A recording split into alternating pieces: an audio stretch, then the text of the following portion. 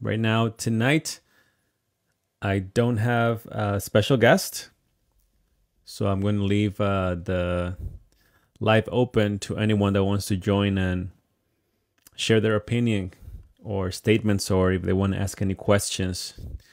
The live is open for you guys. I won't stay too long tonight. I'm estimating to maybe do about an hour of live here tonight. So it's going to be much shorter than the other lives. That's my goal anyways, unless, it gets, unless we have a lot of requests. I like to let everyone have a time to speak. And so if we don't have a lot of requests, then I'm aiming to 1 hour of the live for tonight.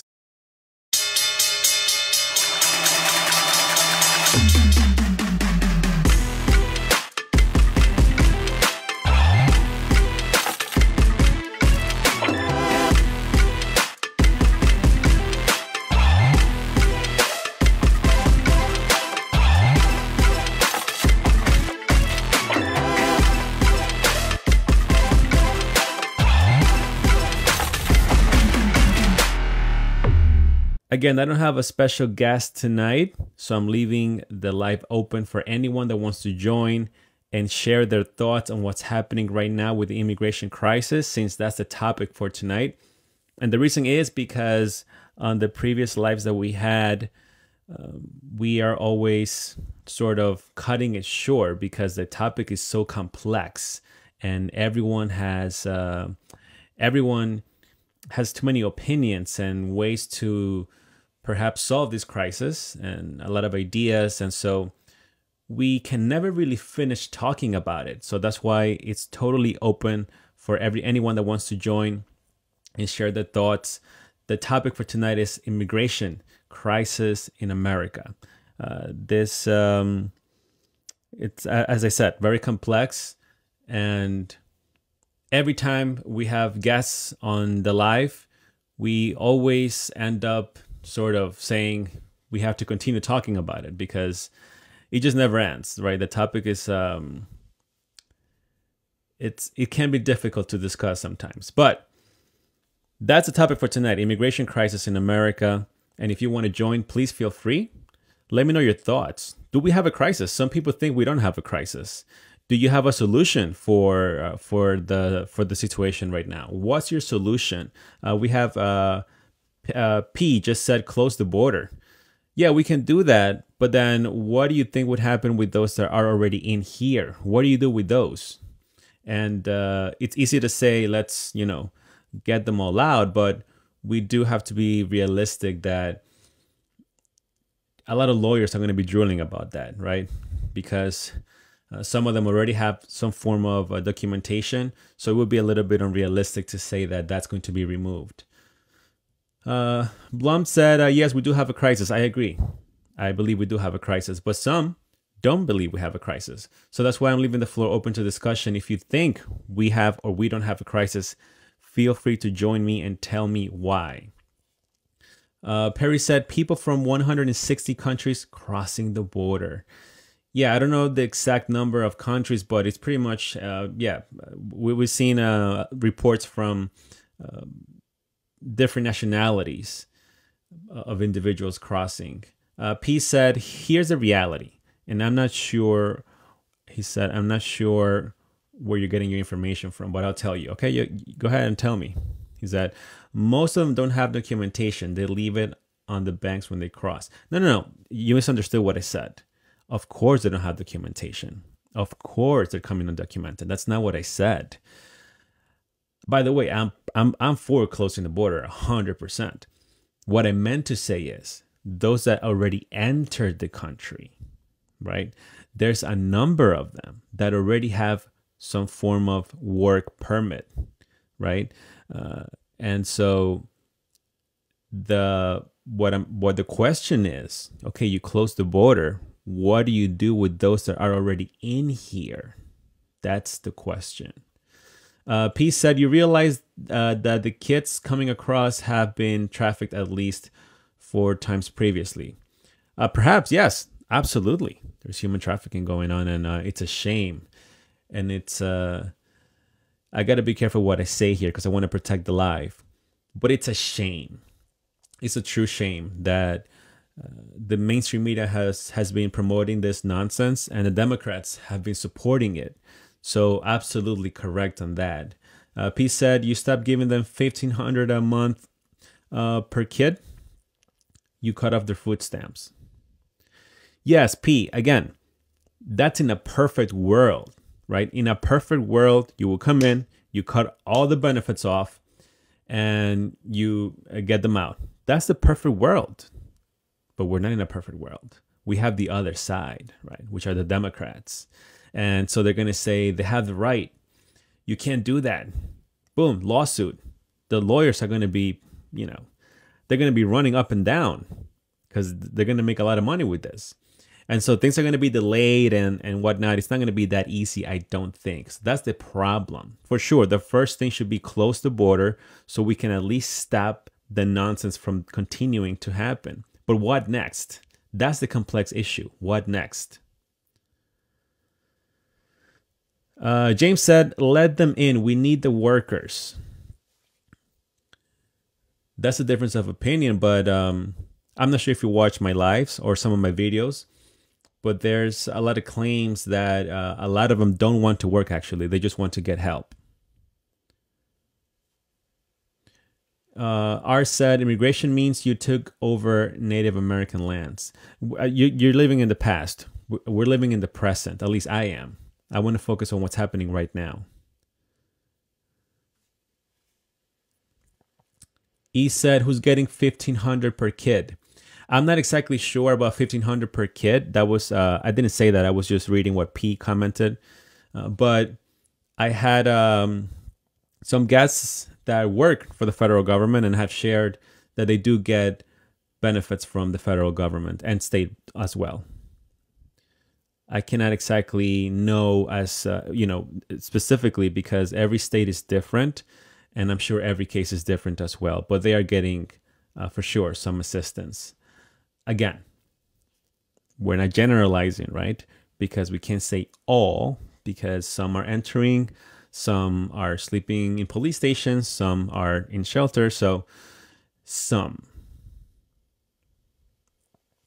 Il said, most of what you said is a lie. What did I say is a lie? Again, I'm reading some of the comments and I'm also reacting to it. So just make sure that you understand what I'm doing here. Il said, immigration is about the demographics change. That's all. Elaborate, because I think you're talking about something else. P said, please understand my information comes directly from the border. I have been there and I have seen. P, why don't you join us? You can join the live and you can share your experience with everyone watching here. Again, guys, if you want to join, I'm opening the live for you tonight. I don't have a special guest tonight. I do have a special guest tomorrow, and the topic will also be on immigration. But tonight, if you want to join and have a discussion, we can go ahead and do that. By the way, even though I'm a conservative, I'm not like those liberals that, I've seen some lives that they just have the one-on-one with the guest and they tend to get them out quickly if they don't agree on a topic. I don't do that. We can have multiple guests. We can have open discussions as long as we keep it respectful and as long as we protect the live. We can certainly do that even if you don't agree with me. P said, how can I join?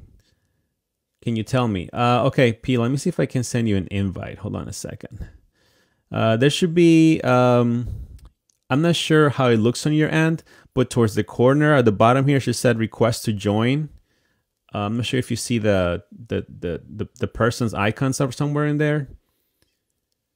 Let me see if let me get your username. Hold on. I just don't want to. Okay, I think we got the request. Hold on. Oh, I think he got it. Hi, P. Can you hear me? I can hear you. How are you? Oh, it's a she. How are you? She. Hi. Yeah. Just because you had President Trump's picture on it, so I figure it might have been a guy. No, it's me. So let me explain for the people who are in here. They don't understand. Go ahead. they live in other parts of the country or whatever. So first of all, I have been down on the border since this all started. I've been down documenting the trafficking of children and releasing women from rape trees. I've seen just hold on one second, P. I want to protect the live, so if we can use when you say the R word, can we just say what was I thinking of? Can we say RP instead? Sure, absolutely. Yeah, can we say RP? And when you mention children, can you just say kids instead? Okay, that's fine. Thank you. And when they come across, these people come across from all these different places, they leave their passports and ID right there at the banks. They come across with nothing in their pockets, right? So we don't really even know who these people are. And what we're finding with the littler ones is that most of them have been trafficked here at least 4 previous times. And so this is fact. Just for context, P, are you do you work in the area or you just pass by or? I went down with a group when this very first started and Border Patrol was overwhelmed. They were asking for help and a bunch of us went down to help. So you have volunteered, but you don't work with the federal government, correct? I don't work for anybody but myself. Got it. Okay, go ahead. And when somebody's talking about the money situation, what the reality is the minute they get here, they get a cell phone. They get $5,000 cash for each adult. They get $1,500 for each child. They get a food stamp card and an airline or bus ticket to wherever they want to go. Now, some of them were telling us that they were receiving what is called it's like a Visa card, but it's from the UN, and that the UN has been putting money on their card when they were coming from wherever to the United States. Okay, just for context here, because some people are challenging you in the comment section. So when you said that they get $5,000 and then they get an additional $1,500, is this everyone or just those with kids? No, it's everyone. It's everyone. Adult gets $5,000. Is this from the UN or from America? From America. If you have a child, you get $1,500 for that child additionally to your $5,000. Okay, P, and again, I'm playing the devil's advocate here because I want to make sure that I ask the right questions. Where are you getting this information from? Who told you this? Or if you can share that, please.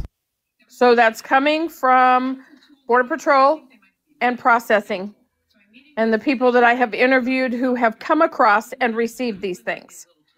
Got it. Okay. So you said 5,000 per person, and then if you have kids, an additional 1,500, correct? Correct. Okay. I'll let you finalize, and I think I have Bill that wants to ask you something, but go ahead, finalize, P. Bill, okay, Bill, she's giving you the word. Go ahead, Bill. I don't want to ask anybody anything. What I want to do is just explain to people that the immigration crisis we have, because of course, America went out of its way to help destroy the economy in South America, so that these people could come over and be labor. This is their next menial labor force. America gives them jobs to destroy wage scales because now we don't have unions anymore. So corporate America, businesses, small businesses, all manipulate these people for their labor. Okay, Bill. Everybody makes it sound like there's something they're invading the country. People want them here. America invites them here. It's Americans giving them jobs. Okay, if you're Bill. Yourself in the foot, we're going to give you the gun and the bullets to do it. So, P, hold on a second. Do you agree with Bill that this is America's fault? I believe that America has done so much to hurt other countries and say we're going over there to help, but we're not. We're going over there to destroy and inflict things into their communities and societies. I believe that this is a process that was set into place probably 30 years ago, and it really is to destroy America as we know it. So Pete, but hold on a second, because HD brought up a good point on the comment section. HD said not Americans, but the Democrats did. No, There's no. No, I have to It's agree. not. Okay, hold on. Let's let P answer. Go ahead. That was just by the comment section. I Go have ahead. to disagree with that because this is not a D or an R problem. This is a Americans head in the sand problem. We have listened and ate and consumed and digested nonsense for years that we were being fed to be true, and it's all not been true, and that's what puts us where we are today. It's not a D or an R situation. So Pete, so do we deserve what we're getting then, according to what you're saying? I'm not saying we deserve this at all. No, I'm saying that this is The result. by the American people over a long period of time that did not open our eyes until more social media became available for us to actually be able to hear and see what's really happening. So Pete, my question to you is just echoing the comment section here. So if that's the case, right? Mm-hmm. Do you believe the situation is worse now than it was under Trump? Absolutely, I do. Yes. So then, because the comment section is putting this under Biden, not so much the American people or the America itself. Hold on, let me ask P, and then I'll go, and then I'll let you speak, Bill. Hold on, let me just get the response. I don't believe. I mean, look, I have no respect for the current regime at all. But what I'm going to say is this is something that has been building and planned for a very long time. This started way back in the Clinton administration. And honestly, if I want to tell you the truth, this came through the baby Bush administration and the Obama administration. All of these people are working hand in hand. People need to realize that baby Bush and Obama have been friends since childhood. But they're a D and an R, if that makes sense. Got it. Okay. Bill, I know you just joined. I'm going to give you the word right now, but I want to let you know we're trying to protect the live. Guys, so if you're also going to join, I want to avoid profanity. I want to, if you're going to mention the triple K, make sure to say triple K. If you're going to mention, the R word, you can say RP. For children, let's try to use kids instead. I'm trying to protect the live. Go ahead, Bill. You have the word. You wanted to say something. It has nothing to do with Democrats and Republicans other than the fact that they are the front men for the corporations. Amen. Corporations make policy in this country, not Democrats or Republicans. Let's cut the Republican-Democrat nonsense out. Every person's biggest problem in this country is the corporatizing of our lives. This is part of it. Pete, can you mute your microphone so we can hear Bill better? Thanks. They got rid of unions. So now they're looking for the cheapest labor that they can get. It's American companies hiring these people who come across the border. They're not working for Mexican companies or South American people in these companies or anybody else. They're working for Americans who hire them so they don't have to pay other Americans' wages. Bill, so Mistress in the comment section said billionaires did this. Do you agree? Yeah. Corporate America did this. Bill, and there's no difference between... Yeah, P, I'll give you... Let him finish and then I'll give you the word. Go ahead, Democrat. Bill. There's no difference between Republican or Democrat when you come to billionaires. It's all about the dollars.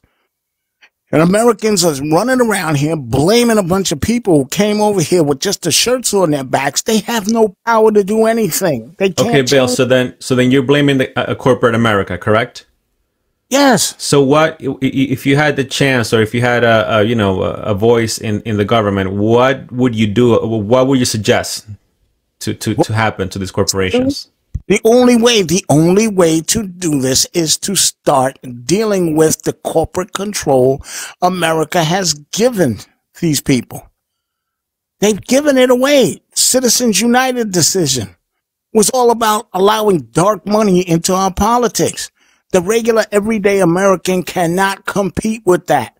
So once these big corporations invest large sums of money in these politicians, they're going to get a return on their investment. And we have to stop that. You got to get rid of Citizens United. You got to take all the money out of politics. That has to happen. I hear you, Bill. Okay, I want to let P ask, and then we have a guest joining next. Go ahead, P. Bill, I don't know what part of the country you're from or how old you are, but you're hitting everything right on the head, and you're correct. And I think that the American people have failed to realize the corporations' power in this country, the amount of money that they're pouring into R&D that are sitting in our government. And I think that a lot of people do not realize that America is not as sovereign as they thought it was. It actually is a corporation. And that's part of why they're getting away with this. Yeah. That's all America is one big corporation. Okay, I want to give the word real quick to Fool. Go ahead. You just joined here. So yeah, I understand the sentiments, and I feel that I've seen that power has been consolidated in DC for decades, so it's like a cartel, and it just makes it really easy to go to one place to pay that cartel off. And that's really where we are. So while it looks like, yeah, the corporations are now it's weird. It isn't really just corporations. There's this weird sort of committee over them that are private citizens, like pushing things. But what's happened is Americans decided to consolidate power that Congress usurped, and it was solidified. So if you took the power away, you see there wouldn't be a reason for corporations to pay them off. If corporations now aren't in a free market, and so they don't want to operate in a free market. Does that make sense? So you want you also agree to keep money out of politics? Well, it would not be there without the power being there. So I say remove their power. See, Congress just usurped so much power that people have an easy play. It's easy to pay off 535 people. It's not easy to be in a free market. Well, you have to understand that we don't have, the political parties have a monopoly. And we used to have antitrust laws to deal with monopolies. Correct. And when they circumvented the Constitution and started giving themselves pay raises and the ability to inside trade and all that stuff, that's where all of this kind of exploded, and it's all kind of out for everybody to see now. It's more open. But see, if they didn't have the power, which they never did, the U.S. Constitution does not give Congress the authority to be regulating companies the way they do. 100, and the thing is that we've allowed that to happen, so therefore you pay them off. I mean, it's literally, I want you to know something. So years ago, I had to take a strategy class from I worked in a big corporation. And I just want literally on the screen is called a SWOT analysis: strengths, weaknesses, opportunities, threats. And you actually, as part of the process in a corporation, you're going to decide whether your contacts in the government are a strength, a weakness, or potentially a threat. I'm like, what? Yeah, you actually were going to, in your strategy, put money aside to go, they call it lobbying, but to basically pay off somebody so you get the regulations written the way you need them written. It was part of my class. Yeah, it's a corporate strategy to not pay. That's only because we allow them to legislate. We need to get rid of their power. That's what capitalism is. Capitalism is an economic system that allows one basic group of people, dominant group of people, to capitalize off of others. It was never an economic system that was developed to create capital for everyone. That's not the way this country started out, and people have to get rid of this. The legislatures. You need to get rid of Congress. This kind of definition of this country. You have to throw that away and understand that we are a corporation. We exist to money. So hold on, Paul. Did you say that we should just completely get rid of Congress? No, I mean the whole Oh, thing okay. is No. abolish. Just for clarification. The only I'm just only I was being a little bit a little bit aggressive there or extreme, but basically you abolish Congress because this Congress you could do that and replace them. But the thing is to get rid of. See, they've usurped all this power and they yank companies around and therefore they're paid off. They are paid to write legislation, Or the companies yank them around but Congress. with money. The Exactly. companies, yeah. Both. The You're not companies listening. Like you manipulate got to them. understand something. I will Absolutely. pay somebody off to give me the competitive advantage. Okay? And see, that's not the United States. That's not the way it was ever meant to be. The founding fathers knew not to enable Congress to have that kind of power over companies or this would happen. See, democracy moves to an oligarchy. And this is how. Because you have a central power that's easy to pay off. We are not meant to have a central power. We are meant to have 50 states. Okay, so then, but in that sense, right? So the goal, according to you, the goal of these corporations is like what? Mainly cheap labor when it comes to the immigration crisis specifically. Oh, yeah, It's sorry. cheap labor. I see your The screen. I cheapest labor apologize. you can get. The I will cheapest say labor you this. I heard what you said, Bill, that there is nothing cheap about labor in the United States. There's no possible way for it to be cheap any longer because Yes, regulations are so Yes, there is. extensive. it is cheap. It is. Okay. I don't know They what just want to America. argue with me. Hold on, let's let Full finish the statement, and then we'll let Pete go, and then Bill. Go ahead, Full, finalize. So what people don't realize, okay, so corporate level, corporations, I don't know, you can look it up. There's 100,000 of them. I don't even know, but there used to be 22 million small businesses. So what the government does is create all this massive red tape, which means you have to allocate a lot of money just to hire people and manage the hiring of them. So that's what I mean by labor is expensive. Now you might want to say, listen, if you're going to say hourly wages someplace, it is just isn't true. We don't even you can't even get down below $15 an hour. Like there's nobody even working for less than $15 an hour around us. So you can't. I don't know where the laws. You'd have to show me because I don't actually see any give on the regulations, which is what makes labor expensive. So just real quick, you have workers' compensation and all these other things that you have to provide as an employer at any level, and that's expensive. So I don't see labor becoming inexpensive in the US. Okay, Pete, you want to answer to that? Well, it is inexpensive in the sense of, and Bill, I think this is where you're going. So go ahead and jump if you need to. What I think is so for an American citizen, we would go into a job. Let's say we have a master's degree and we expect X amount of dollars an hour or X amount of dollars a month, right? And that is our living, what we assume is a living wage. And there have really been no living wage increases since the late 1970s. But we're going to go ahead and say we feel like this is our living wage that we can survive on. But what they're doing now is these people coming over are taking these jobs even without degrees, and they're paying them half of what they would pay us with a degree.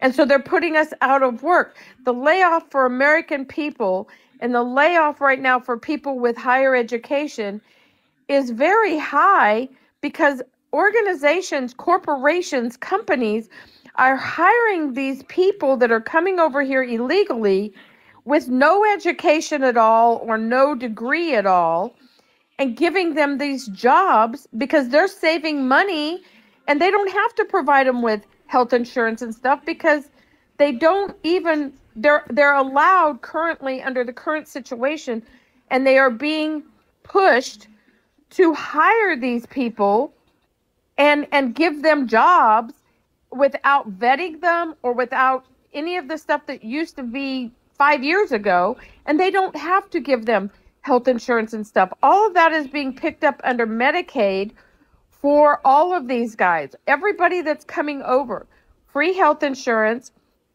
free schooling, free food stamps, $5,000 per adult, $1,500 per little ones, and they're putting them up in hotels, very expensive, nice hotels all across this country.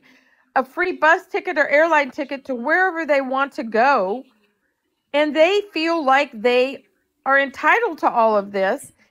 Okay, And can I it ask you a doesn't question real quick matter. before you Just hold on, continue? because I'm glad that P brought something up. By the way, guys, P mentioned previously that according to what she has interviewed some people in the Border Patrol that are working there, and according to what P's saying, these individuals get $5K per person and an additional $1,500 if they have kids. I cannot verify that. I'm going to try to look into that. I'm just saying that's where she's coming from with that Here's the information. other thing. Let me explain this. I have a very good friend who lives in Laredo, Texas, and they just went out to eat dinner last night. And there were 3 illegal guys that came in the restaurant and took their food off of their table. She said, "Give me my food back." And they said, "No, we deserve it. We're entitled to it, and you're going to give it to us." And they picked it up and walked out with these people's food. This is the kind of entitlement that's coming across our border. That is a different subject, but yeah, absolutely, there is an entitlement mentality there. But P, you mentioned something about them taking the jobs away, which is something that is brought up almost in every video I post about immigration, and I'm glad you brought it up. So I want to ask you this, because you said that they are taking American jobs, and even without degrees, right? That previously those jobs required certain things. But you're saying once they get work permits, correct? Is that what you mean? Thank you, Flo, by the way. They're not even required currently to get a work permit. They're not even required currently to get a work permit. Now, if you're someone, let's say that So what kind of jobs can you, for everyone watching, can you be specific on what type of jobs are you referring to? Well, in some of the jobs and some of the things that I've seen happen right here in the state of Texas is companies right here in the state of Texas, big name box grocery stores, big name stores for that matter, restaurants that are nationwide known. They're hiring these people and giving them jobs without any work permits, without any true vetting to even know who they are. And so this is an issue. Okay, I want to give the word to Full. She wanted to say something. Go ahead. Yeah, I wanted to ask the question you asked. Thank you. I feel as if we kind of jumped from, okay, real quick to what she said. When I lived in New York City, actually, it was while I was leaving. So this is 8 years ago. It came to my attention that some H-1B1 visa holders were replacing employees at my friend's advertising agency. So she had a team basically of 15 that were let go, and then suddenly she had new hires. Like, it was just the most bizarre thing, she thought. And then it came to my attention the bank I was leaving had done the same thing because someone in another group who would have worked for me anyway, but we had lunch because he was mad, and he was from India. He told me how this was working. He was promised a job at a lower salary, okay, for his H-1B1 visa.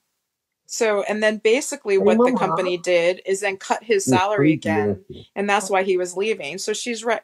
So guys, please mute your mic. Please mute your mic so Flo can speak clearly. This would have been, definitely someone with a degree, and in the advertising agency, you were looking at people that were making 75 to over 100 to 125 a year. Okay, so you're right. It was happening with H-1B1 visas, but the people crossing the border. Yeah, thank you for answering that question. I don't see, so in Florida, we have E-Verify now, so an employer can't hire without that. So hopefully, I think there are 12 or 13, I don't know. So you're referring to basically, you're just making it clear that yes, it could be like restaurant jobs, but not like, someone doing a coding job kind of thing. Exactly. Right, just to clarify. Okay, I want to just be, before I give the word to Who, and then I'll give the word to Bill right after, because I think Bill wants to say something. I just wanted to touch base on what P said earlier about the $5,000 gift card. So I pulled it up here on Newsweek, Newsweek.com. And this is an article here. It says, migrants given $5,000 gift cards after crossing the border. Arizona sheriff. Okay, so here's I'm just going to read a small part of it. An Arizona sheriff who moonlights as a Republican candidate for U.S. Senate has claimed that undocumented migrants are being given $5,000 gift cards after illegally crossing the border.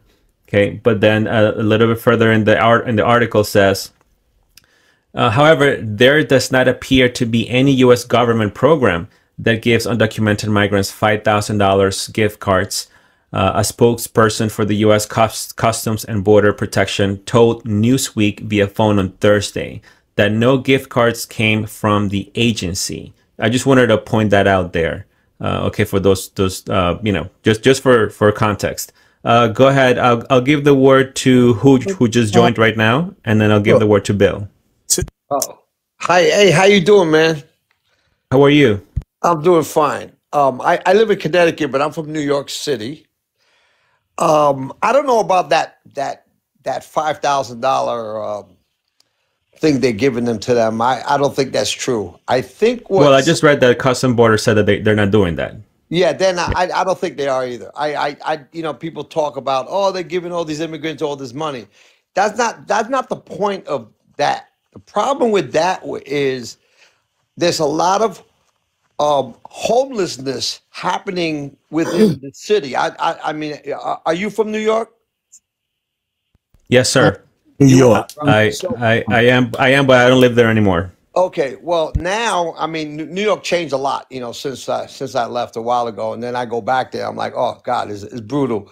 But So true. I think what's happening in the hotel part, in other words, they were housing a lot of like the illegal immigrants. They were driving them up, and they're coming in, and they're doing a lot more. And it's not even them taking jobs. That don't bother me none. I mean, to me, if you want to work. There's people out here that don't want to work. They're the ones complaining. Oh, they're taking the jobs. Well, you ain't working, so what do you care, right? So I'm just saying that I think the infrastructure itself will get hurt because when you have that influx of that many people, there isn't enough money really to keep it running. Like the public schools, the hospitals, the food, the welfare. It gets overwhelmed, and what's going to happen is a lot of people that would deserve or waiting for it are not going to get it because of this influx of so many immigrants, and a lot of them don't have papers. I work in a supermarket. I'm retired, but I work there part time, and they hiring people that can't even speak English at all. Nothing. I mean, not a word. And they're good workers. Don't get me wrong. I mean, they're people. I'm not going to say, oh, they don't deserve it. But hey, look, if whatever it is, if they get it, they get it. But now they trying to make it seem like, oh, but we don't need them. But the problem with that is that puts more work on people that do speak English. You know what I mean? And we're getting the same rate they're getting, but they don't have to do one thing, which communicate with people that's come on in. And I don't think that's fair to us, people that want to work or people that have a job and they get discouraged. And that's the problem. It's just the way the government is handling it. And New York City itself is inviting all these immigrants into that city, and the infrastructure is falling apart. Now they're pouring up to Connecticut. So Connecticut is doing the same thing what that young lady was saying. They're hiring a lot of people. And I'm not talking about the higher end jobs. I'm talking about the jobs that probably a lot of people can get. The young people coming in, high school or, ready to graduate high school. So what they're doing is that they're filling up all these jobs, right? Because they work. Don't get me wrong, but the problem is some. Look, what y'all fail to realize is that America is replacing their workforce. Wait, what does that mean? I've heard that. Moving to AI. Let's let Bill go ahead, Bill. Let's give the word to Bill. You're moving to automation. There's going to be a lot of jobs that are going to be eliminated. The demographics of the country are changing. Pretty soon, minorities will be the majority. You got about 15 years from now, and the minorities will be the majority here. Corporate America is not going to economically empower people that they don't like. So you're saying, Bill, this is by design? This is all by design. I don't know why people don't get this. What is so hard for them to understand? It's Americans hiring. What is so hard for them to understand? Hold on. It's Everyone mute, Americans please, so hiring. Bill can continue. Go ahead, Bill. And then I'll give the word to P after. It's insanity here. I mean, you people are watching this in real time, happening in front of your faces, and you don't understand what's happening. Corporate America wants a workforce that is compliant. Do you understand? Americans get a job. They get in a situation where they don't like it. They don't like the pay. Things ain't going well. They unionize. These new groups of people who are coming in here will not stand up and create a union. They're not going to do that. They're compliant.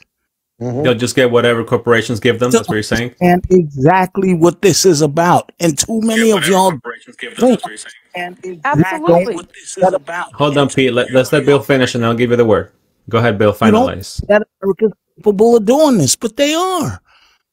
Stop ignoring the reality of this. Americans have got to wise up, man. The dumbing down of this country has become ridiculous. So, Bill, real quick, once again, what would be your ideal solution for this then? The ideal solution is to start paying people decent wages. If you have a wage that pays people a living wage, which is like at this point, at least $25 an hour, then you can't get away with hiring these people anymore. Do you understand that you can't hire them? So you're saying make it a law. You have to have living wages. If you have jobs that pay living wages, you can go to Europe and make $22 an hour flipping burgers at McDonald's. No, this is the richest country in the world. No, you can't. Why don't we have those wages here? Okay, Bill. Okay, thanks for sharing that. I want to give the word to P. P wanted to say something, and then we'll go to full. Go ahead, P. Well, go ahead, P. So the reality is Bill's right. And the fact that Everyone, please mute your mic so P can speak clearly. Everyone, please mute your mic so P can speak clearly. okay, the reality is that Bill is right. And until people wake up and understand what is really happening, this is an end. Hold on, P. I'm not sure what's going on. I think it's maybe it's your mic or something, because the echo is coming from you. I'm not sure if you have it on another device or something, but it's echoing a lot. I think it's your mic, P. So maybe try again, please. Maybe try Okay, is that better? Please. That's much better. Okay, I don't know what happened. Maybe try again, please. Okay, That's much better. Okay, I don't know what happened. We're back to the echo again. Not sure what's going on there. We're back to the echo again. I think she needs to drop down and come back. Yeah, I'm gonna P. I'm gonna let you go, and then just re-request. Okay. Maybe something with a connection. We've been having some of these issues, by the way, here on the TikTok. Go ahead, Full. You can take the word. P. Feel free to send the request again. So listen. There are two sides to an equation, right? If people understand what an equation is, A plus B equals C. Let's say. So what Bill said is, is always this stance of increase pay. When labor already is too expensive in the United States. So then what has to change? How do you end up making more money? Well, you can bring home more money if inflation goes down, if the price of goods are lower, right? Then the equation changes and you have more money in your pocket. You can bring home more money if the tax code, right? So taxes are down, right? There are different ways for you yourself to make more money versus having some sort of forced government wage placed on businesses, which then disables businesses from being nimble. So that's all. You have to stop and understand that, because there isn't any, I'm just going to say this, I don't get this impression. I'm going to say it again, because I'm in Florida and there are plenty of Mexicans around, plenty. Okay. And I grew up my grandmother lived in Mexico for 25 years. I was in Mexico all summer long. Mexicans are not here working for less. I just don't even get this belief. You can't, again, You can't just hire some people to do your yard. I love this. Somebody on another live was telling me they're working for $5 and $6 an hour. I was like, I don't know where you live, but I don't have one landscaper around me who is not having problems hiring people. And they're offering, it was $15 an hour. And then now everybody who's not even any good is walking up and saying, I want 20. And they're not, these are white American guys. Like the guy was laughing with me. He's like, my brother, who's a total no-show, wants $20 an hour. So there aren't these people that they're not doing that. And all the home builders, they're not paying under $20 an hour, so this is just, I think that misunderstanding So you're sort of saying needs to that end. basically, is that sort of going into like the socialism kind of thing, where everyone has to be making, more money regardless of Well, scales? yeah. So look, if you call it that, I just prefer that people are trying to make the greatest situation occur, right? So when you just keep looking at one side of the equation, you're missing that you can end up with more money otherwise. And this corporations are bad and corporations are bad. I already presented to you the reason why corporations go and pay off legislatures is because otherwise they'll be behind the eight ball, right? Their competition will pay them off before they do. But the little guy can't do that. And that's really what we need to do is we need to end the power structure, not keep saying corporations are bad. And I mean, so a bunch of corporations are bad, but they're run by bad people. They're not bad per se. And the migrants aren't going to work for less. I mean, they're not Yes, they sitting will. around. They So talk you're to each other. standing for capitalism, correct? Uh, yeah, I mean, I stand for free markets. I think this capitalism is That's, baloney. that's not a. It's not a battle between capitalism and socialism. That's not what this is.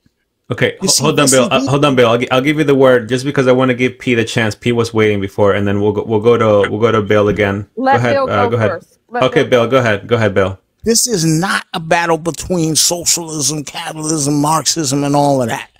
That has nothing to do with it. That's what you've been politically manipulated to think.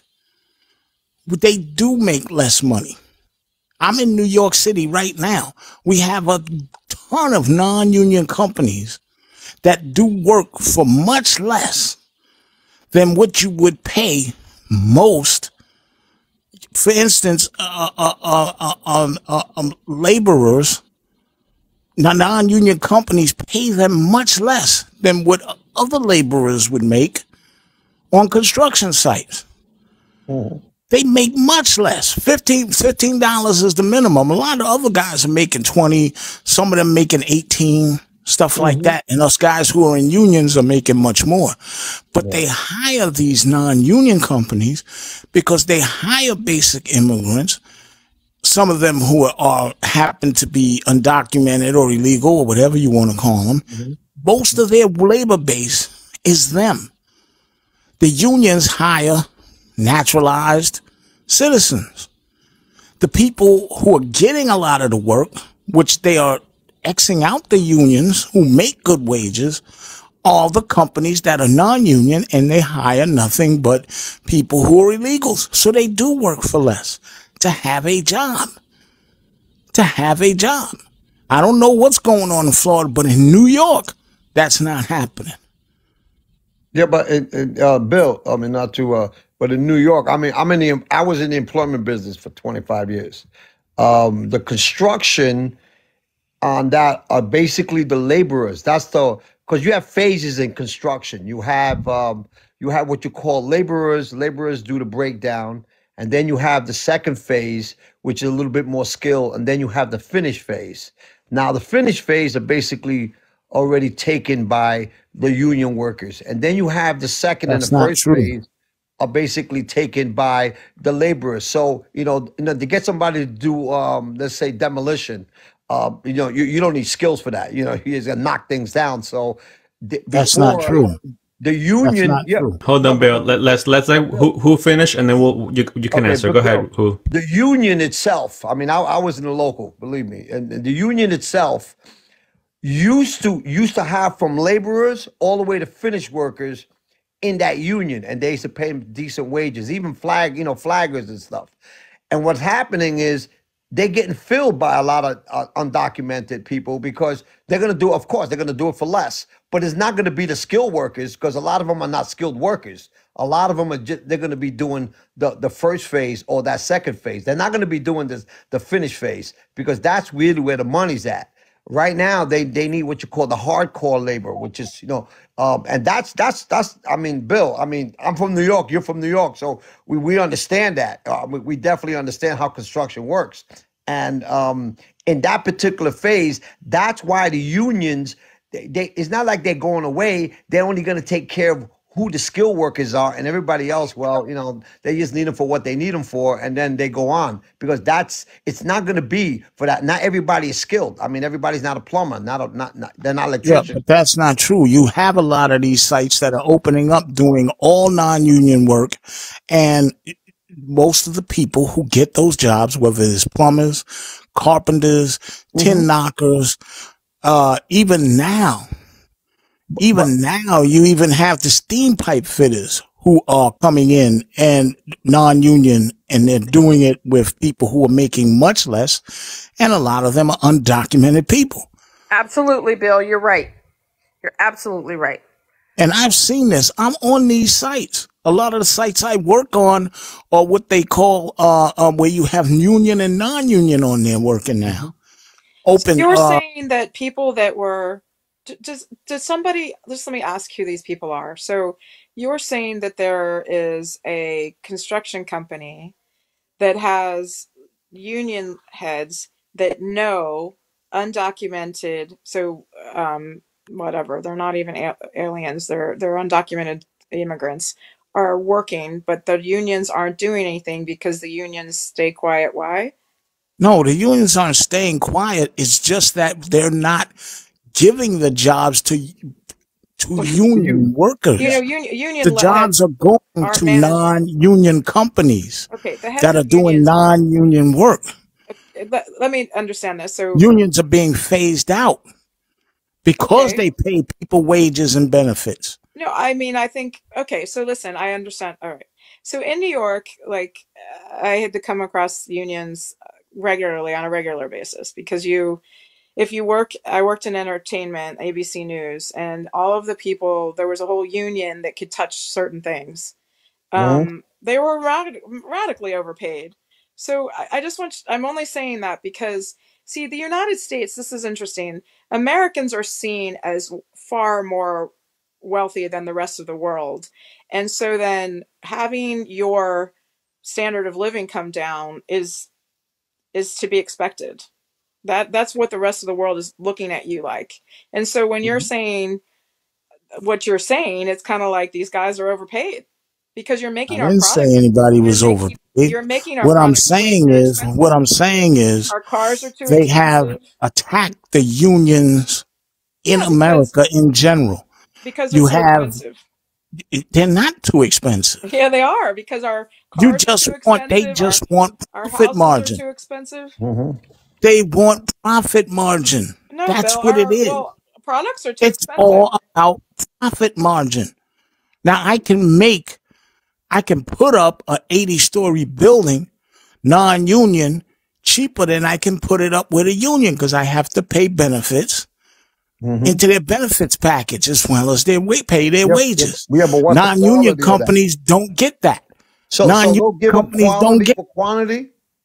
They'll give a quality for quantity. Of course, I know buildings that have taken. Let's say you had a building that was going to take a year and a half. If a union did it, it took over 2 years to let non-union dudes do it because they saved the money. I've got a building right here in the South Bronx that they had running for like, I don't know how long, when the union people would have finished it in no time. I mean, you make the union to be so great, but I got to tell you, the unions held construction up in New York constantly. Yes. So you basically had the electric power union. Of course they did. They said, "Hey, look, if you're not going to, even let a building turn on, they shut them down." So it's not like unions are so nice and great. I'm going to just if you're not going to press the wages, you should. Wonderful people. Hold on, Bill. Let's let Full finalize the statement, and then you can respond. Go ahead, Full, finalize. So, like, the image that's always painted is that unions are such nice people and these guys are so nice, and they're really not. They will threaten you. So, look, I just think that that's the wrong angle to take. I'm going to say it again. The rest of the world looks at you Americans as if you're over consuming. You'll hear it. You just have to listen. You consume too much. You're too big for your britches. And there's a whole bunch of powerful people that talk about that you need a standard of living that declines. I mean, I can easily save you tons of money, right? I mean, again, you have to look at both sides of the equation. And if you keep wanting to say that these people making profit margins, like we have 22 million small businesses. There's 100,000 corporations, like, you know, and so you can't just be on one side of the equation because, again, the world is stacked against you right now because you make too much money. Right. That's true. That's It's absolutely because right. we make too much money. It's because they make so Okay, let's little. give the You word can to go Bill. somewhere Bill, else finalize and your make a response, and then I'll let product. who respond. Go ahead, Bill. You can respond to They full. product somewhere else. You can take it and give it to another country that makes pennies on a dollar. Americans are in the business of crapping on labor and other Americans. Corporate America feels no responsibility to take care of people who throughout the ages have allowed them to make wealth. I can go I just think it's build a baloney. place in Indonesia and pay them much, much less and then bring the products over here and sell them. And that's what Because you're they'd too rather do. expensive. Not because we're too expensive, because Yes, they can labor find here is too somewhere expensive. less. Because Because they labor can in the United find States is somewhere too expensive. less. You're less. Where they're less, they can pay Okay, them so pennies Bill, on a I'm just dollar. saying you've got to look at both sides of the equation. Labor is too expensive in the United States. If it decline, It's and never people been in the too middle, I'm just expensive. going to say it, people in the middle range. So, like the advertising agency, the person replaced was making $125,000 a year for barely doing anything. I mean, people in Florida are always shocked at how much was being paid up there. So, was their job worth 125? No, it probably really was only worth 65,000. So all of those people in the corporations, this is what I'm saying to you. All of those middle managers, all of those VPs and senior VPs, I don't know if you understand big corporations, they all need to just be dropped down in salary. Then there's more money available. And then we cannot have hourly wages at $40 an hour for something that isn't worth that. That, like, right, you can't have these cell phones, you can't have these Black Fridays, you can't have all this. Like, Americans look very rich. People are paying, what, 500 and something dollars for a washing machine in the United States. You see, the Americans are seen as very wealthy, and that's what's happening, whether it's So right or what? wrong. They're seen as Okay, wealthy. hold on, Bill, because we To gave you the word support for a that. long time. I know that who wanted to respond. Go ahead, who. You know, I'm retired. I mean, I worked through that system. I was in sales for a long time, and what we're experiencing right now, with the young lady, what's your name? Phil Brooke. I'm sorry, Yeah, full. I can't see without my glasses. I'm full of it. Yeah. Phil Brooks. I'm sorry. Anyway, you're absolutely right. Labor is high, but what's killing us is the inflation because labor is so much that is knocking us out of the circle. And Bill has a point there too, where like they are looking for the margins, and they rather it's not that they're making more money. What it is that the labor is so high that they have to go somewhere. So this is their way out, I think. And being in the employment business for a long time, you kind of see that and you don't believe it, but it's happening. And right now this is the only country in the world that people can come from anywhere and and actually make a living or even become rich. You can't do that in any other country except this one. So like the opportunity is here. Unfortunately, because we're Americans and we're already here, we feel the blunt because we're used to living a certain way, like you said, Phil. We the rest of the world sees us as rich, and we don't feel we're rich because we're here and we have to work. Bill knows, you still got to pay the rent, you still got to pay Con Ed, you still got to pay, the insurance, you still got to send your kids to school, you still got to, there's a lot of moving parts that we have to live just to live. It's no longer okay. Let's make enough money to pay the rent and maybe have enough food, feed people, and then you go to school. it's not that world anymore. I mean, there's more and more added now to it. There's a lot more. It's a lot more complicated, and you need a lot more money now. It's not like before where it was a lot simpler. So yeah, both of you are right in the sense of the change. The thing is, like the host is saying, we need a solution so we can keep going. You know what I mean? I mean, I'm 69 years old. I'll be 70 years old. I'm on my way out. I mean, you young guys is your world. I'm not gonna sit there and crap on young people because that's not right. I mean, I think we have to find a solution where you guys can make a living and you can be happy because this is getting ridiculous. And I feel Bill's pain. Being in New York all my life, and Bill knows New York will eat you alive. I know that too. You know what I'm saying? You know what I'm talking about. Anyway, I'm sorry. I just like I have a question for who and for Bill. Yeah, go ahead, P. And I want both of these guys to jump in, and then if Bull will kind of jump in on the end of it, I would appreciate that. We're talking about the economy. We're talking about the amount of money people do or don't make, or these immigrants do or don't make, whatever. Mm-hmm. But I want to flip the script for just a minute.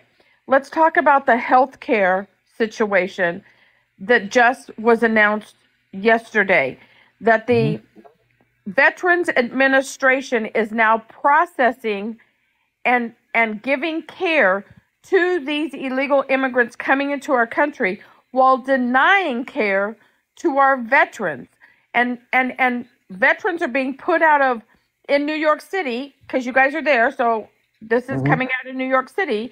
There have been vets that have been removed from long-term, I don't want to say nursing homes, but, elder centers. They have been put out into the streets so that they could house the immigrants in those buildings because the government, our government, my tax dollars and yours, is paying for these people to be housed in these places. Please explain to me, how do we fix this part? Because the other part is going to come with that part. Just for context, can you just provide a name of that? Was it like some sort of announcement or something that I can look up? Epoch, are you talking about the vet that was thrown out? No. That you said that it was announced yesterday. It was announced yesterday. Epoch, it was on Epoch. It was on CNN. Can you provide? It's a whole big story that's been out there. What would be the title of the story? Just like around it. Veterans Administration processing medical for illegals or something like that, or immigrants or something. I'm not really sure what the title was, but it's a big deal. My husband's a vet, and we can't get him into the VA, but yet when you go out there, 90% of what's sitting out there doesn't speak English, is not from this country, and have never served this country, and they're getting care before our veterans. Okay, just for context, guys, I do know that migrants are getting care. Absolutely, they're getting some form of health care from the government. I'm not sure specifically as to what P is referring to, though. But P, I'll give the word to Hu and Bill to answer that question for you. But in the meantime, if you can please find an article and let us know, that would be great. Thank you so much. All right, go ahead, Bill. You can answer to P. She posed the question. Like I said, what don't you understand about being replaced? The people who control 90% of the less than a third of the people in this country, the population, well less than a third, control 90% of the overall wealth. They are not investing in America. And they are replacing the workforce. How else can you explain what she just talked about? What other logical reason is there for it? Well, as a veteran, I mean, I go to the VA. I'm not. Thank you for your service, by the way.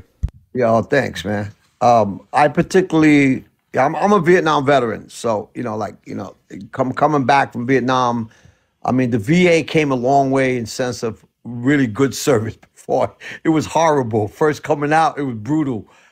It's not that it's bad, but I understand the pain of this lady's husband not going to the VA. But you got to understand this, and you pass it on.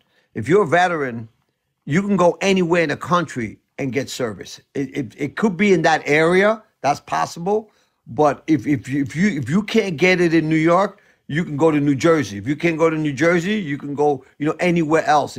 New York City has 4 veteran centers, 4 VA hospitals. So, the New York by itself. I'm not saying that that's not true. I never seen it at the VA over here at West Haven. I never seen that, but it's possible. Anything is possible because like anybody could be corrupt. Any agency, the VA administration been corrupt for so many years, and they got snagged about 10 years ago, and then they had to revamp and get a new guy in there, and it was a big mess.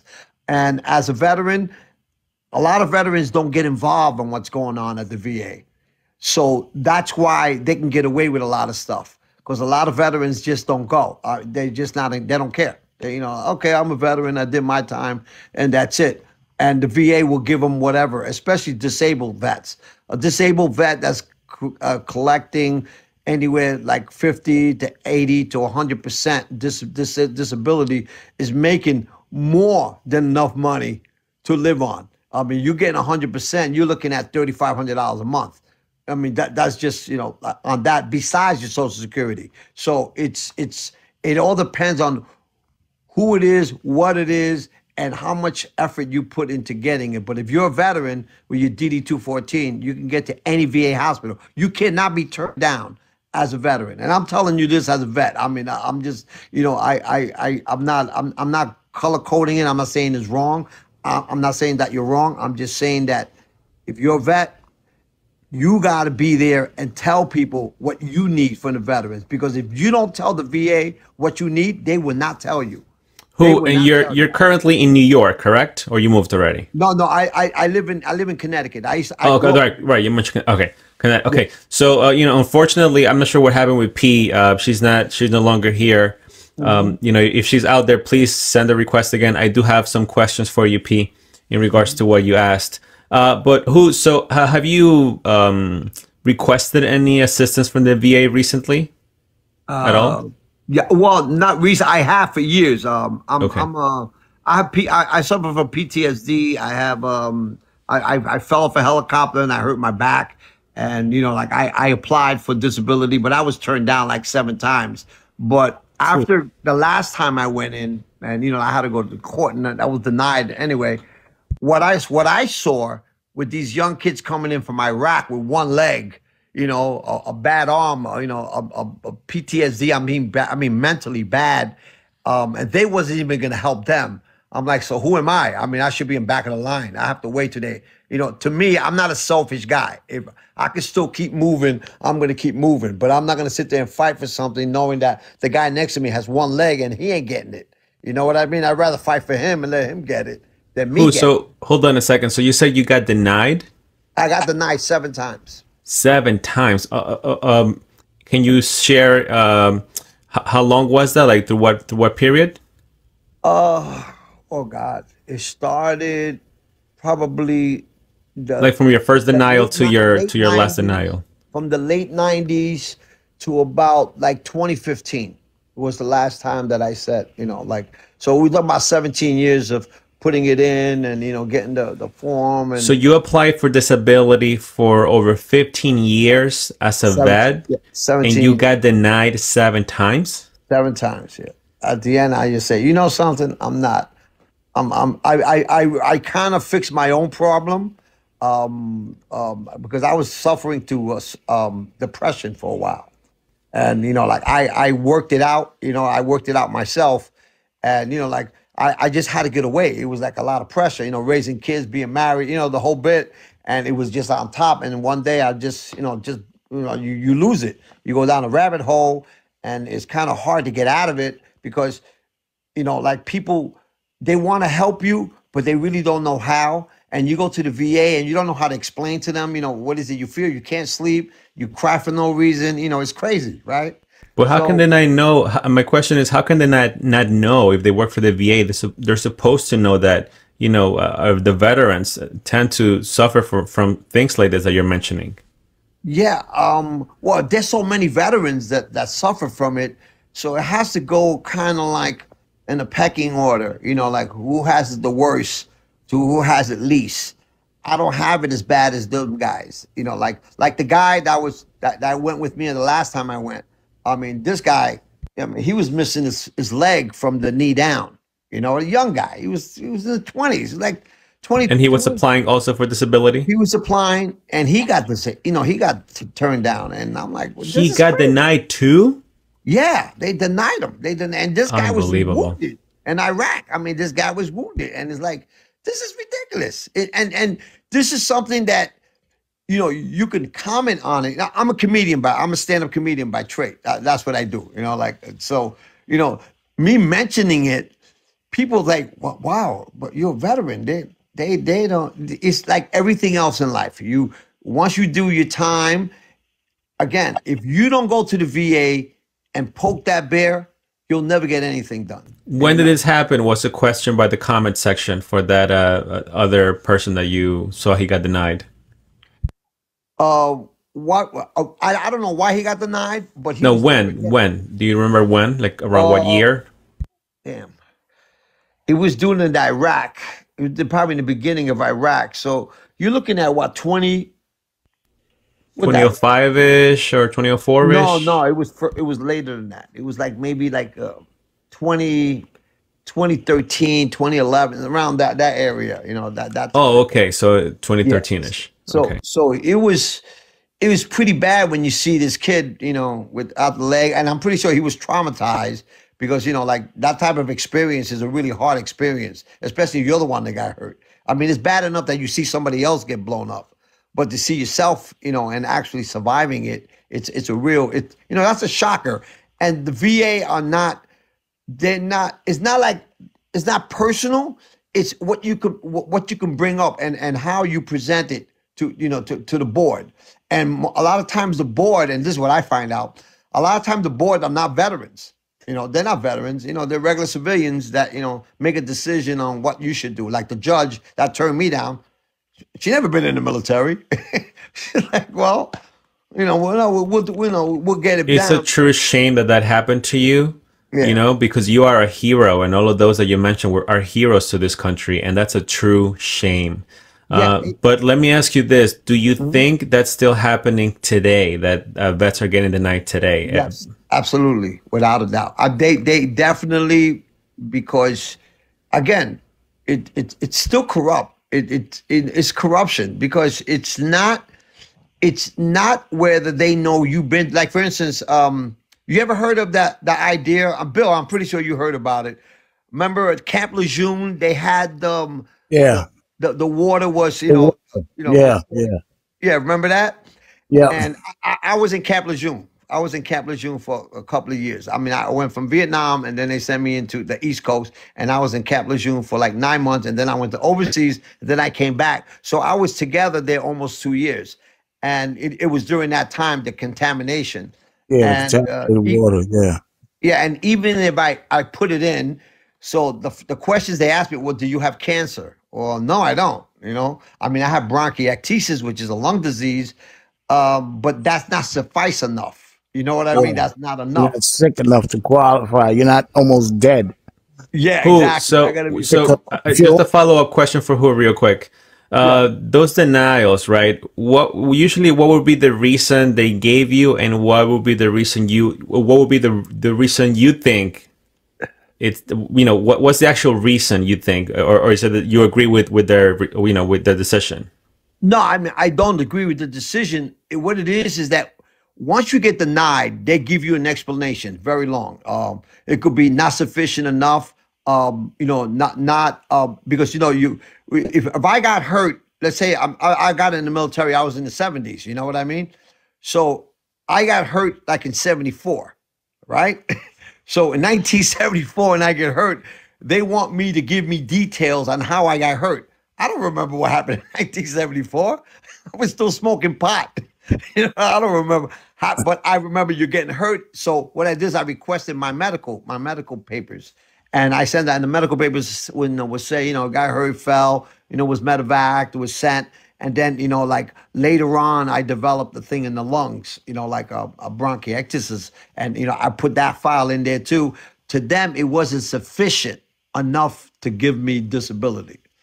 So it wasn't, according to, this is on an opinion base, you know, it's not sufficient enough for them to give you disability. Now, if you feel that if this denial is not agreeable to you, then you have to put in the request again with explanation. Now, after you do that a while, it gets tiring. They just weigh you out. You know what I mean? So you're like, you know something, forget it. I'm not doing this, man. This is too much. It's too stressful. And you know, I don't need to get stressed on again on that with that So stuff. what do you think about, you know, because I've done lives, and then I've had other people mention this about, you know, migrants getting all this federal funding, right? Yeah. Or, you know, to support, as we had the other guest mention, healthcare, meals, and housing, Right. and stuff like that, or shelter, right? Do you think that the vet community would have benefited from these federal funds if we went to them? Yes, absolutely, without a doubt, because there's a lot of veterans that really can't get it together in sense of housing. I mean, I'm lucky. I'm a lucky guy. I mean, I have support. I have my family. You know what I mean? I got married. You know what I mean? And I got support, which that helped a lot. I mean, imagine if I'm there by myself. You know, like you know, nobody's there around to help Right. you. That Basically, they're very picky with you, right? They're very picky when it comes to your Yeah. application. Exactly. Right. Yeah, they're picky, and it could be because I have support. You know what I mean? Well, you got a family, you got your own thing, but you know, like Okay. What happens is once you've served your purpose, they don't feel any need to deal with you anymore. We've got Absolutely. it out of you, and you got to go. Bill is absolutely right. That's exactly that's the that's the way I feel. I don't know. If ID, can you mute your mic real quick? I'll go to you next. I just want to ask something. I want to ask who something. Okay, go ahead. Yeah. Operations do, man. Hold on, ID. Can you mute your mic, because we're hearing a little bit of feedback?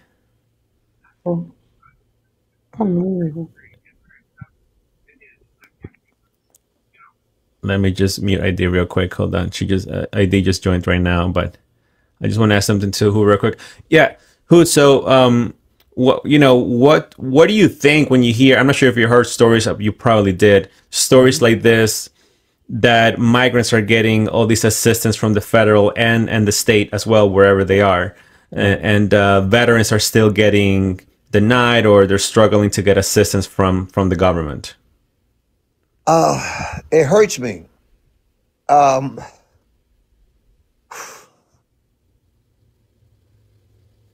That's not right. Just not right.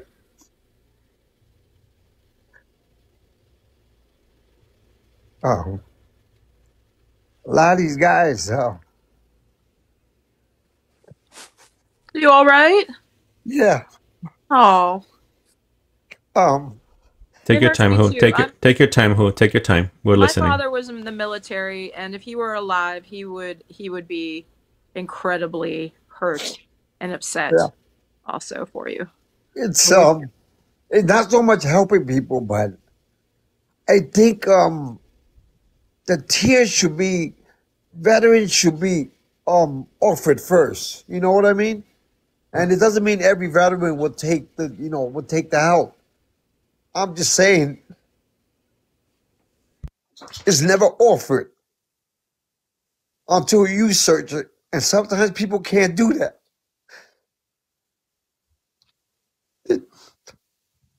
They don't have the will. You know what I mean? Because when you go through depression, it's hard to fight that. And then when you go a lot of obstacles, it's really hard to explain how it makes you feel. You feel inadequate.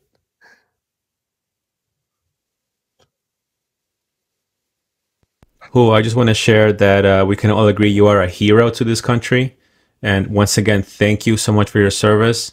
Take your time, and I understand this is difficult to talk about, but I believe it's important that everyone hears stories like this, because what's happening right now is a shame. And again, I want to be careful with what I say, because otherwise my life will be taken down. My videos, some of my videos have been taken down, by the way. So I got to be very careful with what I say. But I just want to share that. Thank you so much again, sir. You are a hero. That being said, I want to give, thank you. That being said, I want to give the word to ID. ID has something to share too, some experience, and hopefully, thank you so much. Go ahead, ID. Hello. First, I'd like to thank him for his services, and I appreciate everything you've done. And I know the struggle, not personally, but through my customers. I run a storage facility of almost 600 units. And I see the struggle daily with the veterans that rent with me. Some of them are homeless. Some of them are not, but most all of them struggle with health issues, lack of funds just to get by during the week,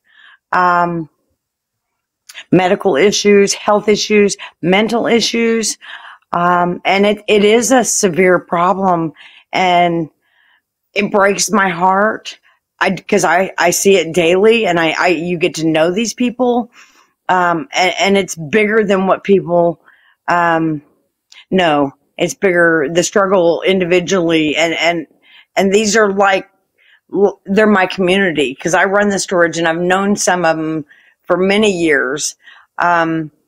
And they come in, and we have a lot of times it's just, I know when they just need a hug, or they want to get something off their chest, or it's way bigger than what the media or anything on TV shows. The struggle's real, and it's daily. ID, quick question. You mentioned that you've seen both homeless veterans and just homeless, homeless in particular. Is that correct? So both? In general, yes. Yes. Okay. So both in general. And have they shared any stories, or have you heard anything about them seeking assistance? A lot of times, like the gentleman that was just talking earlier, they make them jump through hoops, almost like they're begging, having to beg for just what they need. And every one of them that I know, like, they're, what do you call it? How would I put this? They feel almost humiliated to have to just reach out when they shouldn't. Yeah, they're embarrassed. Yeah. Well, I mean, they shouldn't be made to feel like that. They give their lives for our country and our freedoms. And when people, ran the other way, they ran to make sure that we can have our freedoms. And yeah, they're almost made to feel like they're beggars, and that's humiliating, and it's degrading. It's a disgrace. It is a disgrace. It's a true disgrace. And it's heartbreaking. It really is. It really is. In this country, people have to realize you have a shelf life, because you are not part of the entitled. You are not part of the 1% or the people who control wealth. They have their own little club, and you're not in it. And you have a shelf life. And when they figure out your shelf life, leave your shelf life up. It isn't that bad. It is. That's it. It's just really, that's so sad. Like, so Bill, That's it. It's really not it. I just want to. Okay, let's let Full speak. Go ahead, Full. So listen, my father was military, career military. We have lots of other military in our family. This has been going on for a really, really long time. My mother my dad was a captain. She was a captain's wife. So when he was never home, she was in charge of overseeing the wives, whoever was left behind, right? And this has been going on a long time. I would listen to her. She had special a privilege, phone privileges. There were like these phones in the hospital that I learned like were like a direct connection for her to something. And I'd listen to her. I was a kid, and she'd be yelling, "You had better get that boy on a plane because his little boy is going to die." Excuse me. She would be like, it's been this way for a really, really long time. I mean, the way the vets were treated when they came back from Vietnam, like, it makes me cry, absolutely cry. Look, thank you so much for your service. I mean, we can't actually pay you back enough. But this has been going on a long time, and we have a bureaucracy that is pathetic, and it has to be cut back. And it's not the VA, okay? It's the rest of it that they muck this all up. And if $1 trillion something odd dollars can just go missing, I can't even. This Pentagon is so loathsome. It's so loathsome. Those people shouldn't be able to look in the mirror, that they can just flippantly lose all that money when the VA isn't supplying what it should be supplying. You know what I mean? Right. It's a mess of a bureaucracy, and you got to focus to get rid of that bureaucracy, or it's just going to continue. It's the bureaucracy that's the problem and mucking us up. Okay, hold on, Bill. Hold on, Bill. I want to. P came back. I want to give the word to P, and also P. I know you want to share something, but I also want to ask you if you can share specifically. You mentioned your husband earlier. If you can be specific about what you and your husband experienced, that would be great. Thanks. So I somehow lost you guys. I apologize. I did not dip. I got lost. The article that we were talking about the migrants' medical being processed by the VA and them getting that care. It is a Fox News op-ed that was just on the news channel 2 days ago, and it's all over the internet, so you can look that up. My husband has 2 brain injuries, and we're dealing with that. And we're dealing with memory issues. We're dealing with several other things. And the thing is that we've been fighting with the VA for the last 3 years for his medical care. And what it finally took for me to go up to the VA and show my backside in the worst possible manner to the top people up there, to get them to listen to what needed to happen, because nobody else would listen. And I literally just kind of lost my mind and said, enough, I've had enough. My husband served, and there's no reason that I'm standing here screaming at you like a crazy woman to get my husband care that he's entitled to as a vet. And finally, it took a couple of pretty high up people in the VA hospital in the state of Texas to finally say, get this man some care. And what they finally came back and said was, well, we really don't have anybody in the VA system in Texas that can treat him. So they referred us out to an outside doctor that is being paid for through the VA.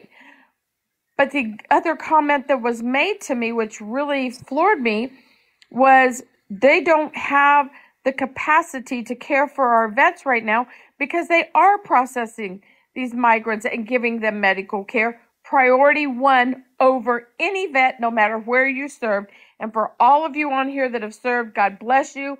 My heart goes out to you, and I fully respect you 1,000,000%. And it makes me sick to see what's happening, not only to our vets, but to Americans in this country, period.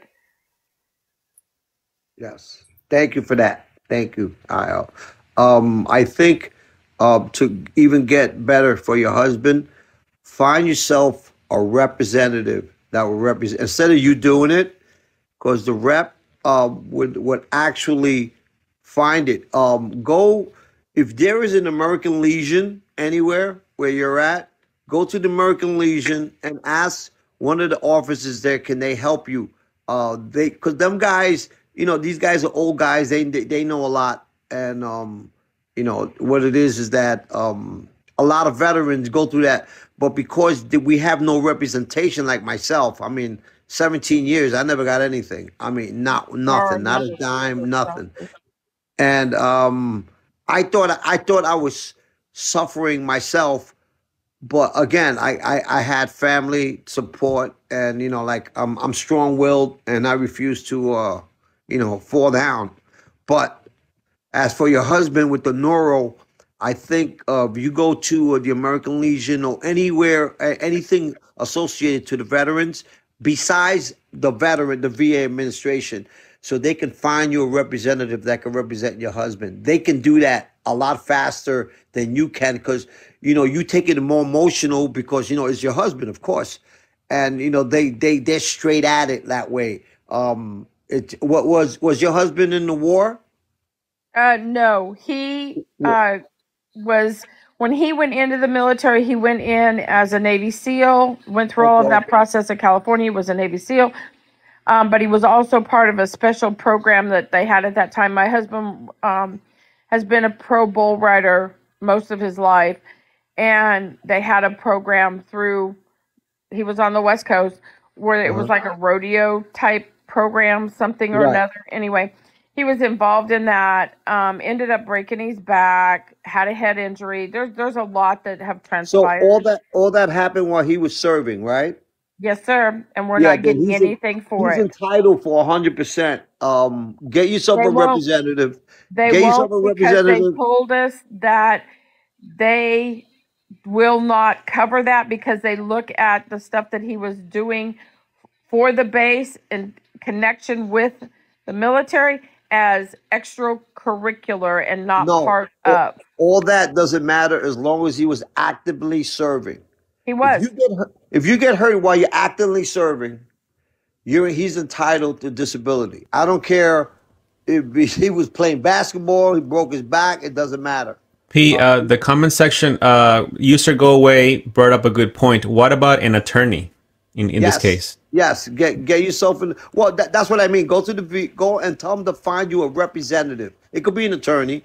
They that's what they specialize in, because you have medical records and you have timeline. If the timeline was while he was active, yes, he's totally entitled. I was entitled for disability, but I just didn't know how much. I got hurt, but I never was medevac because I had to keep moving. Otherwise, I would have got killed. So like it was a little different for me, but for him, it was a lot different. So as long as he was Navy, right? Yes, sir. Okay, yeah, he definitely go to. They have a thing called the Navy League. The Navy Okay. League. You could. There's a lot of them. Navy League, Marine Corps League. They all have the same thing. Any veteran, even Army, you can ask them. I need a representative. My husband suffered this. He got injured while he was in active service. He did special services. That's called special services, by the way. He was in the special services unit, and he got hurt while he was serving. And that's what you need to do. And if you try to do it yourself, they know how to push your buttons and push you away and send you somewhere else. And all you're gonna do is gonna get frustrated, and then you're gonna get stressed out. So what you need to do, be logical, plan it, and let it happen. Because if you let it go, what's gonna happen is the longer you let it go, then the more they think, well, you really don't need it. That's what happened to me. I just, I never thought I had PTSD. Because I worked all the time. I was always working, taking care of my kids. You know what I mean? Right. And when you finally hit that wall, and I got depressed, I didn't know what it was. I got divorced through it. I mean, all kind of stuff going on. But when I finally got to the surface and figured it out, and I went and I got diagnosed for that, and it was like, okay, now what? They goes, yeah, but if you've been depressed for all these years, we don't have no proof of that. But in your case, you have actual documentation in which you can prove it. So do yourself a favor. Don't fight with them. Get a rep. Let a rep do that for you. Yeah, P. I wanted to add that we would love to hear an update on this. By the way, I gave you a follow. If you do want to be a special guest on this live next week, let me know, and I will put you on if you want to share more of your experience. I would really love to hear more, and I think people would want to hear more about what's happening in the situation, and the unfairness of all of it. So again, I gave you a follow, and you can message me and let me know whenever you want to be a special guest, and I'll have you on. P, everyone, guys, by the way, I mentioned earlier I was going to do about an hour of a live. I have to do something tonight. I'm already about an hour and a half, so I will have to end the live, unfortunately. No problem. But I want to thank everyone that joined. And again, tomorrow we'll have the topic on immigration again, and the veterans and the migrant situation. So please make sure to come back. It will be on after 5 p.m. I do want to give everyone a chance to speak on the final statement here tonight before we end the live. Thank you, P, once again. And I'll start with ID. ID, if you can share your final statement for tonight when it comes to the migrant situation, and now that we're talking about the veterans and the assistance they're getting, you can go ahead and share your statement. And thank you for joining. Well, personally, just through Tulsa, and I do communicate with a ton of people because I am in storage, and it's a revolving door sometimes. Some are the same every year, and some are new every other month. I believe a lot of people are struggling, and in Tulsa, like, I had a friend come out of town from Arkansas, stayed at the Ramada Inn, and Americans are struggling. Immigrants are thriving, and it's very visible. Thank you, ID, for joining. I want to give the word to Bill. Go ahead. You can share your final statement. You can share, anything you want to share. Go ahead. In terms of the immigrants, you people, like I said before, are going to have to deal with the fact that we're all being kind of replaced. And we're going to have to start to deal with that. The country is not above doing that to you. You have to realize that people are going to have to deal with reality here. That's it. Thank you, Bill. I really appreciate you coming by and sharing that. I want to give the word to P. Go ahead. You can share your final statement when it comes to the veterans and the immigration crisis. I think that people who are not in tune with what's happening on our southern border and now coming into interior states and cities, and they don't think that this is really happening. It is happening, and Bill's right. And who's right? Exactly how this is happening. It's the corporations, and they are replacing and discriminating against us, and they are basically, we're kind of the outcast right now in the situation. They're getting everything that we should be getting. I'm reading right now something here from a newbie viewer. He says he's 45, a truck driver, has a bachelor's, can't find a job with a living wage anywhere. That's true everywhere right now. I have I have a small business, and I have not been able to hire a legal employee to do the job that's required. They have to be a legal employee, pass a background check, all that kind of stuff. And I have not been able to find an employee for a year and a half. I'm literally working 21 hours a day, 7 days a week right now. I'm literally killing myself because I can't do this. My job and what I do requires they have to be a legal U.S. citizen and pass a background check. And that's not what's happening, because I think the girl that was on here earlier, Full Blood, was talking about people won't do your yard for $5 or whatever. That's not true. That's not true at all. These illegals will do anything for $1 pretty much. And that's not the living wage we're used to. And that's not what our lives have been built on as Americans. And we are struggling. We're struggling over here. Go to the store and buy a steak that was, let's say, $5 90 days ago. You're paying $15 for it today. I mean, this is all what's happening. And yes, it's very much a corporation, and it's very much our country is being, and I'm going to say invaded, because that's exactly what's happening. And I want people to understand, please, that this is not being tagged on one ethnicity or one country.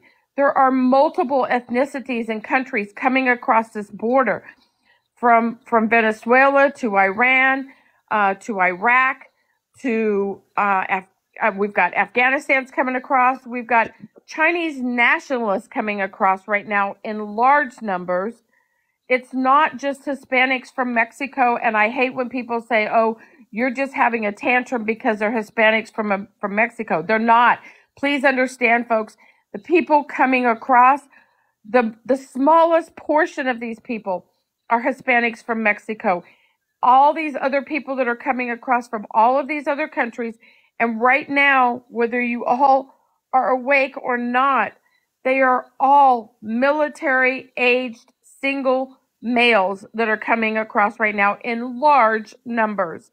And this, folks, this is scary. And I think people need to wake up to what reality we, as the American people, are going to have to possibly do to defend our homes, our families, and our country. Thank you for sharing. I really appreciate that. Thank you so much. I'll be in touch. Thank you, sir. Bye-bye. Thank you. Okay, last but not least, who? I want to give you the word. And by the way, when you finalize, I do have one question, but I'll let you finalize. Go ahead. You can share whatever you want, sir. Go ahead. I'd say our country has been great a long time. What I tell people is don't give up. Never give up. I don't care what's going on. It's, life ain't going to be easy. It might get a little harder, but as long as you have the next day, you always have hope. I think, you got to have faith. And I think, God will look out, in the name of Jesus Christ. I'm not religious. I'm just letting you know that faith moves everything. And without faith, we're not going nowhere. I'm this long. I could have been in jail. I could have been really kill myself. I could have done a lot of things, but I'm still here.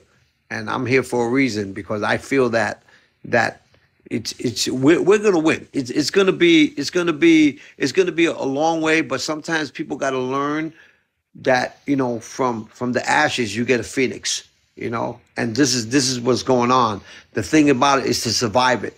And once we survive it, and then we'll figure it out as we go. This is why we have guys like you to put people together, to motivate them and keep it going.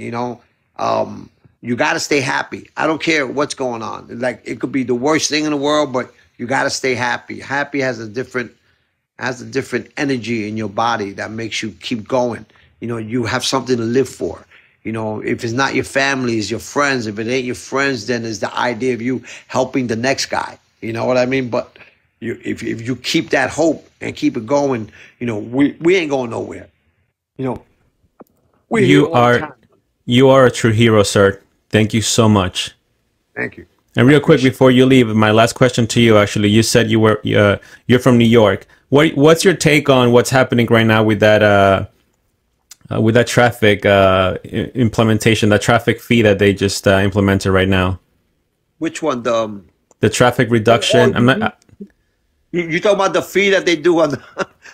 Yeah, the fee they're going to charge to reduce traffic in a busy section of New York City. Yeah. What's your take on that as a New Yorker? That is not, to be honest with you, that's not going to stop people. It's going to be, you're going to have the same problem. You're going to have the same traffic. And because people want to go to Manhattan. Manhattan is the go-to. You know that.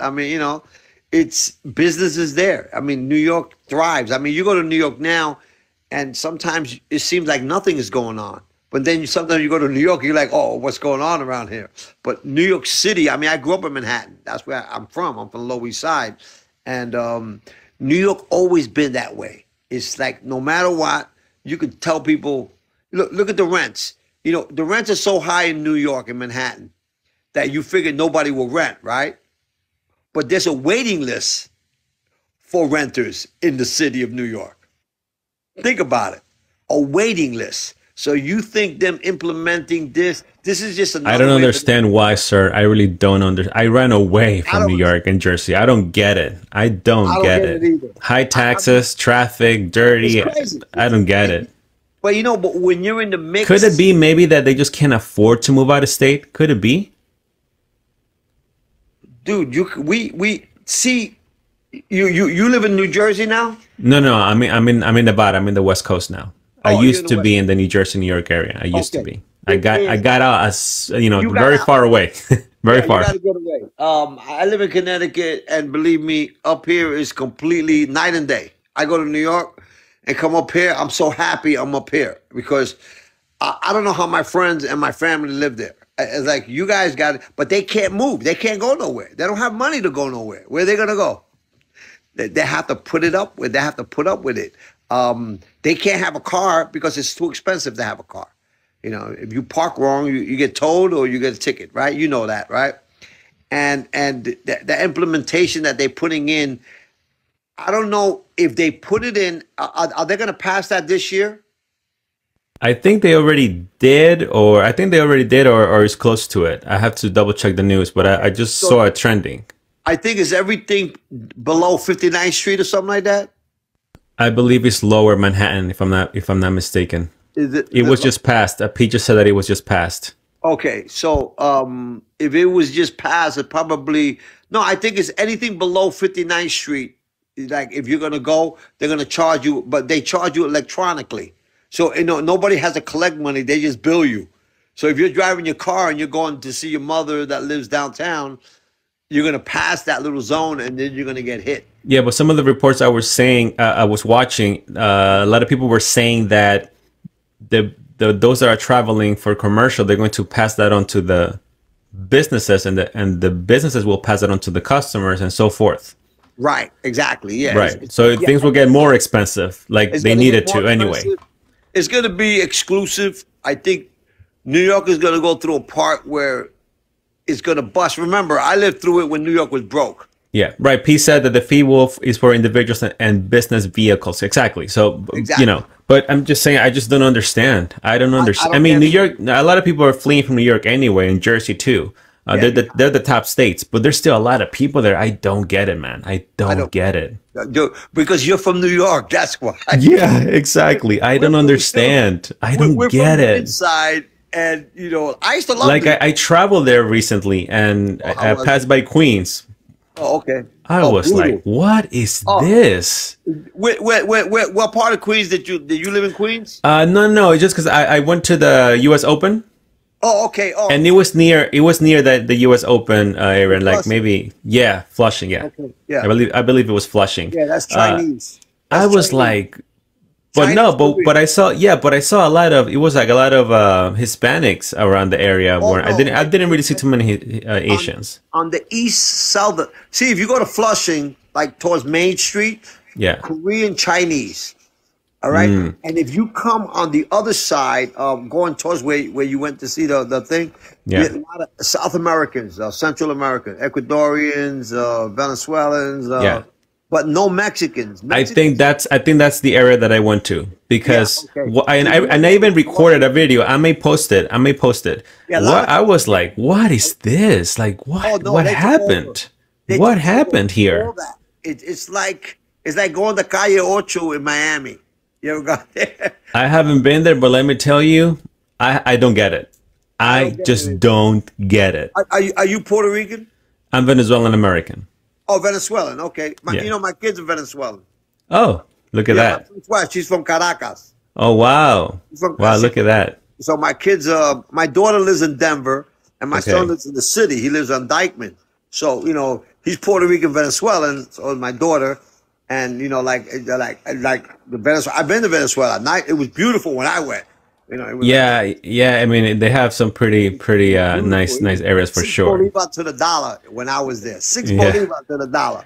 When I don't know what it is now, but it's probably like No, it's like in the millions, probably. Who the heck knows? It's like maybe 100,000 bolivar to the dollar now. It's crazy. Yeah. It's not worth anything. So, all that is going on, and it's a shame that country had to go through that, and this Yeah. is what we're gonna go through if we don't watch out. Exactly.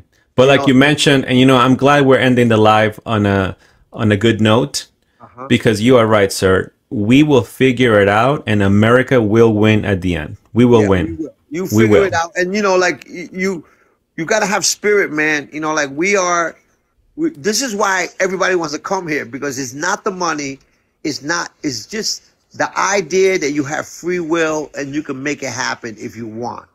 You understand what I mean? Yes, There is sir. no. This is the only. People put down our country a lot. You know what I mean? Oh, man, my country's better, this and that. I said, but you name me one country. Give me one country, and I tell people, just give me one country that you could step in there, don't speak the language, not educated, and still become a millionaire. Give me one country that you could do that. Not one. Nobody can give me, oh, how about Switzerland? No, you can't do that. First of all, you ain't going to Switzerland. In Germany, if you don't speak German within a year, they're throwing you out. You go to Spain, that's not happening. Even in Venezuela, if you was to go to Venezuela and you not speak the language, you're not gonna make money over there. You're not gonna make a living. You know what I'm saying? That's everywhere. Yep, that's So everywhere. anywhere except here. So when people talk about opportunity, this is the best place to get opportunity.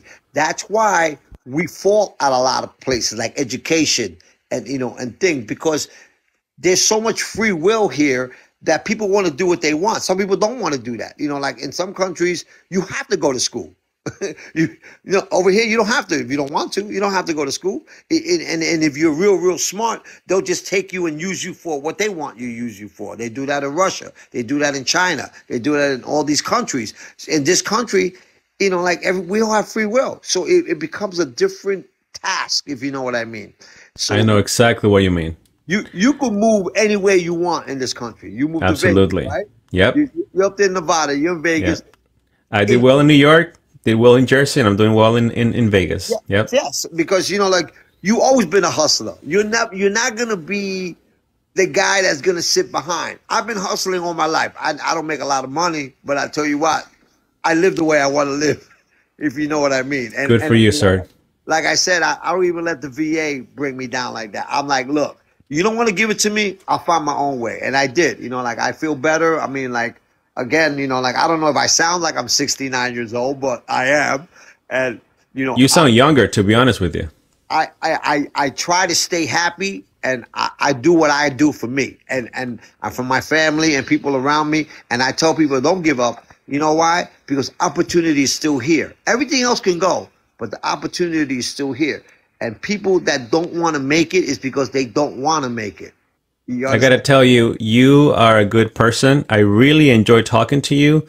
I'm going to have you back on this live, and you're going to be the special guest. We're going to try to set it up either next week or the week after. How about that? I appreciate that. Okay. And your name is Alex? No. So the account is Vega Access. My name is Max personally. Oh, Maxwell.